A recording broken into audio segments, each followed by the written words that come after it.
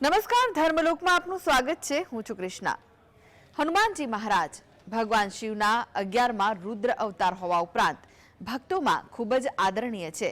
તેમનું નામ પ્રથમ લેવામાં આવે છે કારણ કે ભક્તિની પરાકાષ્ઠાનું એવું ઉદાહરણ વિશ્વમાં કોઈએ રજૂ નથી કર્યું જે શિવના રુદ્ર અવતાર હનુમાનજીએ રજૂ કર્યું હતું। તેવા હનુમાનજીના ધામના દર્શન કરીશું અને જાણીશું હનુમાનજીનો મહિમા ધર્મલોકમાં।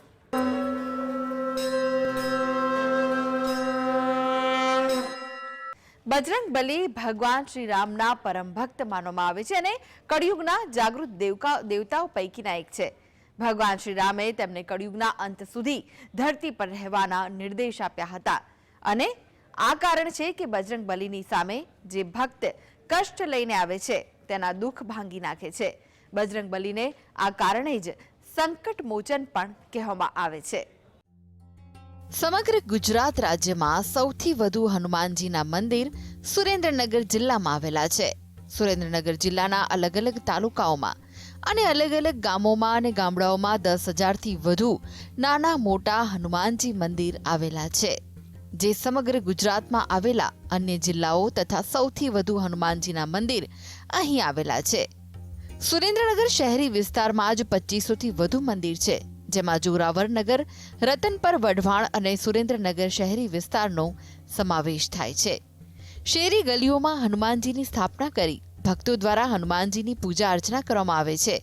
હનુમાનજી ઉપર અતૂટ શ્રદ્ધા સુરેન્દ્રનગર જિલ્લો ધરાવે છે। સુરેન્દ્રનગર જિલ્લાના કાનેટી હનુમાનજી મંદિરે તો સ્વયંભૂ હનુમાનજી પ્રગટ થયા હતા અને એટલે જ ભક્તોની આસ્થા આ મંદિર સાથે જોડાયેલી છે। દરેક ભક્તો ખૂબ જ આસ્થા આ મંદિર સાથે ધરાવે છે।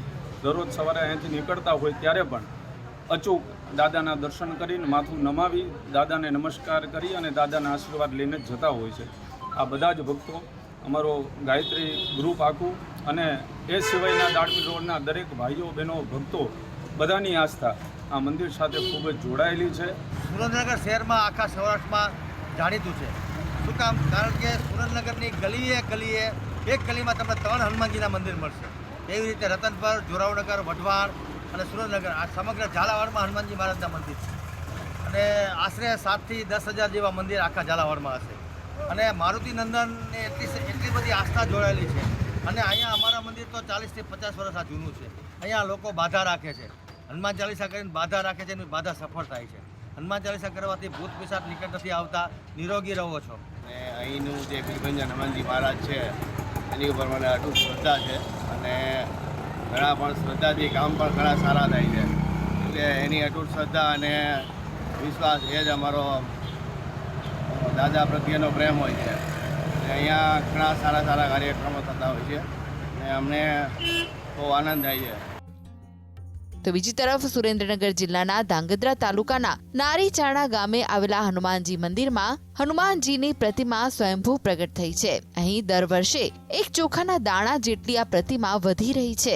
સમયાંતરે હનુમાનજીની પ્રતિમા અને તેના કદમાં વધારો થઈ રહ્યો છે, ત્યારે દૂર દૂરથી ભક્તો અહીં હનુમાનજી સમક્ષ નતમસ્તક થવા માટે પહોંચી રહ્યા છે। હનુમાનજી દરેક ભક્તોની મનોકામના પૂર્ણ કરે છે અને એટલે જ હનુમાનજીના ધામમાં ભક્તોની ભીડ ઉમટે છે। સુરેન્દ્રનગર શહેરમાં આવેલા ખીજડીયા હનુમાનજીના મંદિરે વેપારીઓ દર્શન કરીને ત્યારબાદ જ પોતાના ધંધા રોજગાર શરૂ કરે છે, કારણ કે વેપારીઓનું માનવું છે કે હનુમાનજીના દર્શનથી તેમના પર આવતી આફતો ટળી જશે। અરુણ સોસાયટી પાસે ભીડ ભજન હનુમાનજીનું મંદિર છે। તે હનુમાનજીના મંદિરે અમે હર સાલની આ ઉત્સવ સારામાં સારો મનાવીએ છીએ। ત્યારે રાધાની કેક લાવી, કેક કાપી, અલગ અલગ અમે પ્રોગ્રામ બનાવી, બધું જ કરીએ છીએ। ઘણો માણસો અહીંયા ભેગું થાય છે। એ પછી અમારે જ્યારે એમ લાગે કે ભાઈ આજથી વધારે પ્લાન કરી તો અમારે મોટું ગ્રાઉન્ડની જરૂર પડે છે, ત્યારે અમે અહીંયા ગોપાલ દાદાની વાડીમાં પણ આવી રીતે ગોઠવીએ છીએ। અને દર શેરીના એક ખૂણા ઉપર હનુમાનજીની લોકોએ ડેરી સ્વેચ્છાએ બનાવેલી હોય છે અને એનું કોઈ અંતરનું માપ નથી હોતું। કોઈ 1 મીટરમાં બનાવી હોય તો ક્યાંય 10 મીટરમાં બનાવી હોય, ક્યાંય 5 મીટરમાં બનાવી હોય, ક્યાંય 25 મીટરમાં। પરંતુ સુરેન્દ્રનગરની શહેરની અંદર ખીજડીયા હનુમાન છે એ એકદમ ફેમસ છે। એવી જ રીતે લીંબડિયા હનુમાન છે એ પણ એકદમ ફેમસ છે। અહીંયા રાતે લોકો ડાયરોનો એવો પ્રોગ્રામ બનાવે છે। એ સિવાય ખીજડીયા હનુમાને પણ મોટો રોડ હોય છતાં રાત્રે રોડ બંધ કરીને જબરજસ્ત પ્રોગ્રામ બનાવે છે, ડાયરો બનાવે છે અને ડાયરાની અંદર બધા લોકો રાત્રે આખી રાત નાચે ઘૂમે એવું પ્રોગ્રામ હોય છે. અનેક આસ્થાનાઓ કેન્દ્ર છે અને ઠેર ઠેર જગ્યાએ બધું ભોજન તેમજ ભજન કીર્તન વગેરેના આયોજન થાય છે. તેમજ નવા નવા હનુમાનજીના છોકરાઓ હનુમાનજીના વેશભૂષણ ધારણ કરે છે અને લોકો જોવા માટે રાત આખી જાગે છે. તેઓ પણ રાતે 8-9 વાગ્યાથી સવારના 5 વાગ્યા સુધી હનુમાનજીનો આસ્થાનું કેન્દ્ર બનેલું છે. સુરેન્દ્રનગરમાં ખીજડી હનુમાન આવેલા છે.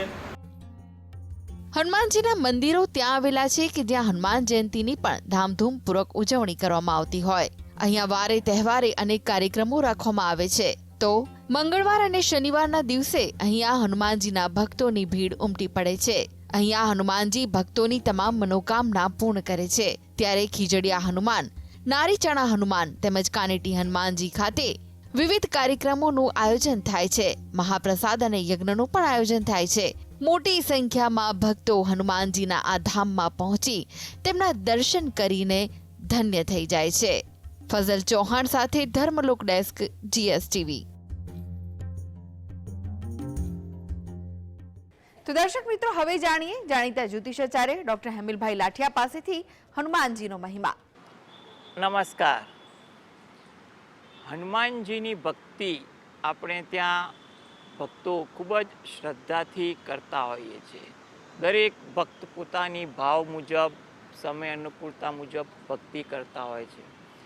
અને એમાં પણ આપણે જોઈએ છીએ કે હનુમાનજીને આપણે સિંદૂર પણ ચડાવતા હોઈએ છીએ.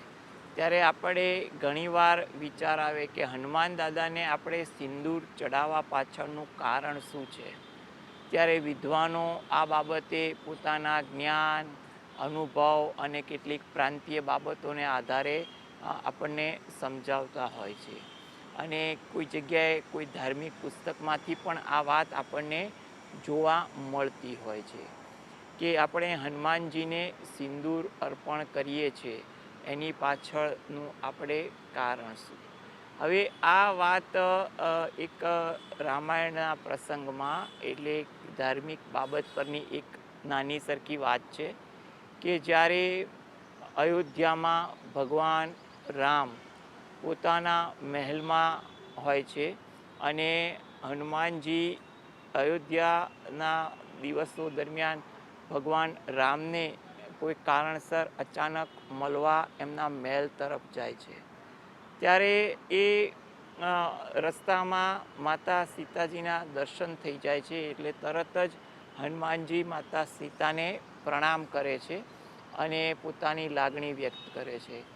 ત્યારે માતા સીતાજી એમને આશીર્વચન આપે છે અને હનુમાનજી જ્યારે આશીર્વચન લીધા પછી મસ્તક પર જુએ છે કે માતાજીએ શેથામાં સિંદૂર પૂર્યું છે. ત્યારે હનુમાનજીએ કુતૂહલપૂર્વક એમને ભાવુક ભાવે પૂછ્યું કે માતાજી, તમે આ ચિહ્ન કર્યું છે એની પાછળનું કારણ શું.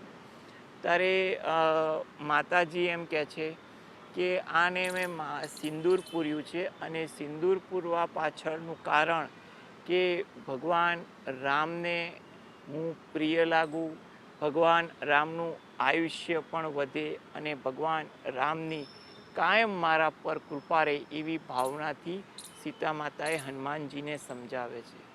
હનુમાનજી એકદમ નિર્દોષ અને સહજ ભાવથી આ વસ્તુ સાંભળવા લાગે છે અને પછી માતાજીને પ્રણામ કરીને આગળ ચાલે છે. અને રસ્તામાં વિચાર આવે છે કે એક ચપટીક સિંદૂર જો માથા પર લગાવવામાં આવે તો ભગવાન રામનું આયુષ્ય વધે છે, ભગવાન રામની કૃપા દ્રષ્ટિ થાય છે. તો શું કામ હું એક સિંદૂરને પોતાના સમગ્ર શરીર પર લગાવી અને ભગવાન રામનું હું આયુષ્ય કેટલું વધારી શકું અને એમની કેટલી કૃપા પામી શકું વગેરે જેવી એક ભાવનાથી સિંદૂર લઈ સમગ્ર શરીર પર એ લગાવી દે છે. અને પછી તો એ પાછા ભગવાન રામને જે કાર્યહેતુ મળવા જતા હોય છે અને ત્યારે જાય છે. ત્યારે ભગવાન રામ માતા સીતા સાથે જ બેઠા હોય છે અને પરિવારમાં એમના ભાઈઓ પણ હોય છે.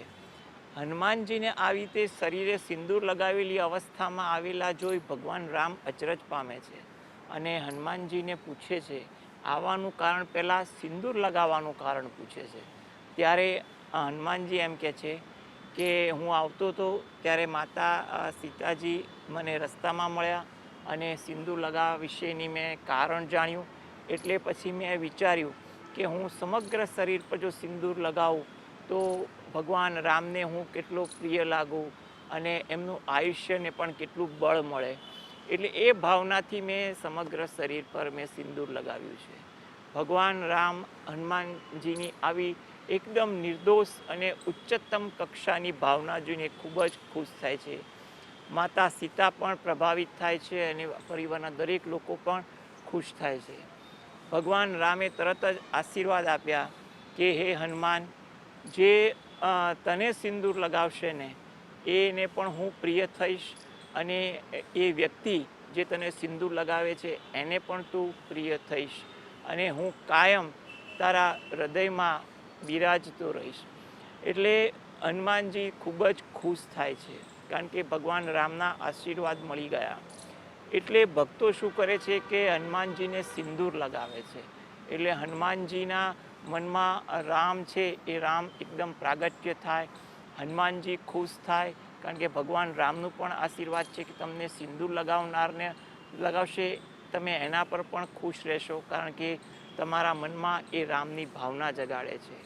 એટલે હનુમાનજી અતિ ઉત્સાહમાં અને ખુશમાં આવી અને ભક્તોને આશીર્વાદ આપે કે મદદ કરે. એ કારણસર ભક્તો જ્યારે પણ કંઈ પણ પ્રકારની પીડા ભોગવે, શારીરિક પીડા, માનસિક પીડા, આર્થિક પીડા, શત્રુકૃત પીડા કે ગ્રહજનિત દોષોને કારણે કંઈ પણ પીડા હોય ત્યારે ભક્ત જ્યારે હનુમાનજી દાદાને દર્શન કરવા જાય છે ત્યારે આ હેતુથી સિંદૂર અર્પણ કરવાનો આગ્રહ રાખે છે, જેથી કરીને હનુમાનજીના મનમાં રામ ભાવના આપણે જાગૃત કરી રહ્યા છીએ એ વાત આવે અને હનુમાનજીને આપણે પ્રિય થઈએ એટલે હનુમાનજી આપણા પર ખુશ થાય. એટલે હનુમાનજી ખુશ થાય એટલે આપણી તમામ પ્રકારની જે આદિ વ્યાધિ ઉપાધિ પીડા હોય ને એ હનુમાનજીની કૃપાથી દૂર થાય. એટલે હનુમાનજીને આપણે જે વસ્તુ અર્પણ કરીએ છીએ ને એમાં આ સિંદૂર છે.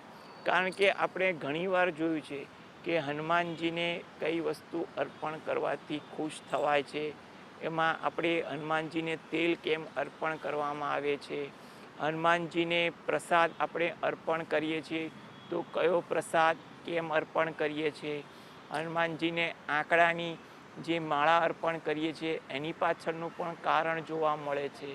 ઘણી જગ્યાએ હનુમાનજીને જેને કહીને એક ફળ સંપૂર્ણ રીતે અર્પણ કરવામાં આવે છે એની ભાવના અલગ હોય છે.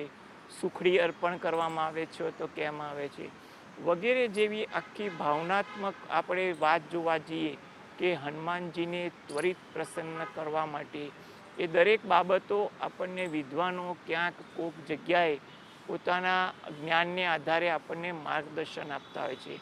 કેટલીક પ્રાંતમાં આ બધી બાબતો વધુ પ્રચલિત પણ હોય છે જે આપણને ત્યાંની પ્રાંતીય ભાષા મુજબ પણ જાણવા મળતી હોય છે. એટલે પણ જ્યારે એવું પણ કહેવાય છે કે હનુમાનજીના રૂમમાં રામ છે, એટલે કે હનુમાનજી એટલા રામ સાથે નિકટ થયેલા છે. એટલે એ ભાવથી આપણે હનુમાનજીને સિંદૂર લગાવીએ છીએ કારણ કે સિંદૂર લગાવવા પાછળ પણ ભગવાન રામના આશીર્વાદ, ભગવાન રામની ખુશી અને હનુમાનજીની ભાવના આ બધી વસ્તુઓ રહેલી છે. એટલે આપણે સિંદૂર લગાવવાથી હનુમાનજી તરત નિર્દોષ ભાવેથી ખુશ થાય છે. એટલે ખુશ થાય એટલે જ્યારે પણ ભક્ત પોતાના મનમાં કે કંઈ પણ પ્રકારના પ્રશ્ન અંગે હનુમાનજીને જે રજૂઆત કરે ત્યારે એ પ્રશ્ન અંગે હનુમાનજીની કૃપા થાય છે અને ભક્તોના જે કંઈ પણ પ્રકારના જે કષ્ટ હોય એ કષ્ટ દૂર થાય છે. એટલે જ આપણે એમ કહીએ છીએ કે સંકટ મોચન હનુમાન છે. જો એને સિંદૂર અર્પણ કરવામાં આવે તો એક સિંદૂરના ભાવથી જ હનુમાનજી અતિ પ્રસન્ન થાય છે અને જેનો લાભ ભક્તોને મળે છે. તો આ સાથે જ આગળ જોઈશું વિશેષ રજૂઆત સુખની શોધમાં. તે પહેલા લઈએ વિરામ.